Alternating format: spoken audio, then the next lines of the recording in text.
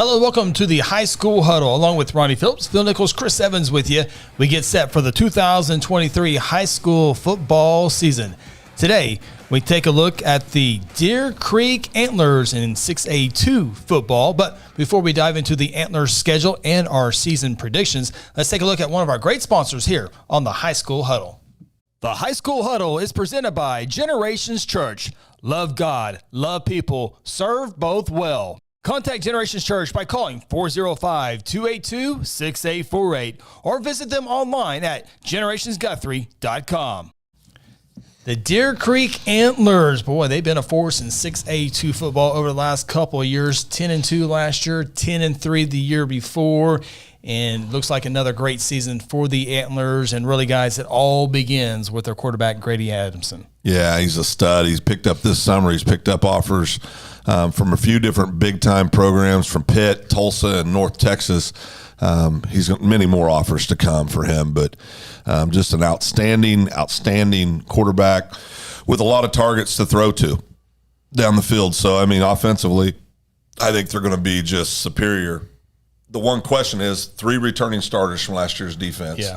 So we'll see. Now, there are a lot of athletes over there, and their schedule aligns well for them too. Yeah, no doubt about that. 3 shots last year. They only had 4 like the previous 4 or 5 years before that, but we're only bringing back on 3 on defense. So let's take a look at the Deer Creek schedule and see how it looks for the Antlers. A couple of friends over at Edmond North and Edmond Memorial to begin the season.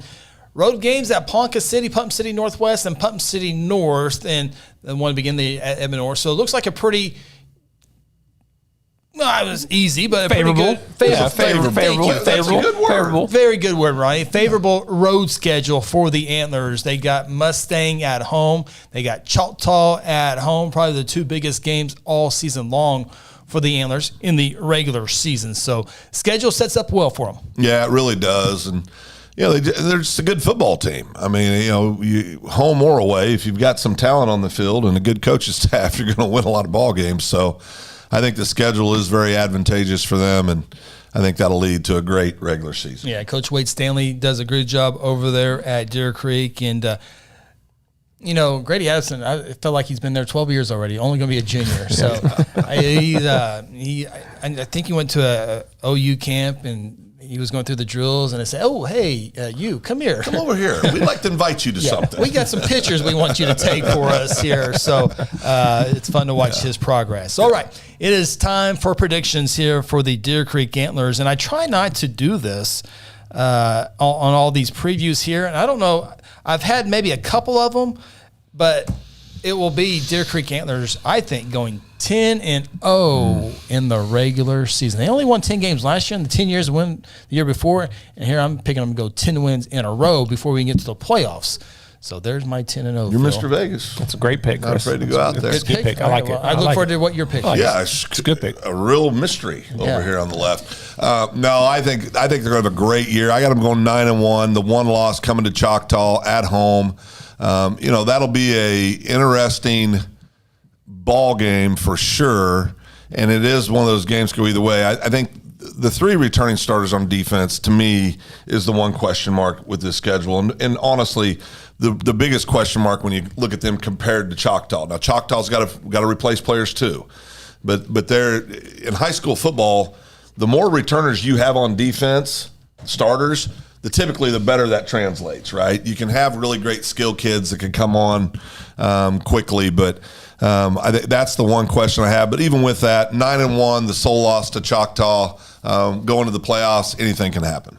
Yeah, like I said, I think they're going to go 10-0, and here's what I kind of see for the Deer Creek the season turnout, right? We're going to see like a lot of the old Lincoln Riley teams at USC. You lose a lot on defense, but if you outscore everybody, it really don't matter, right? Up until you get playoff time, then you're going to have to learn how to play a little defense. As you see with his teams, they don't win big-time games. But throughout the regular season, they're going to put more points, but they're not going to stop a whole lot of people. Of the stronger teams they play, like Choctaw. Choctaw's going to score some points. It also, who else we talked on there?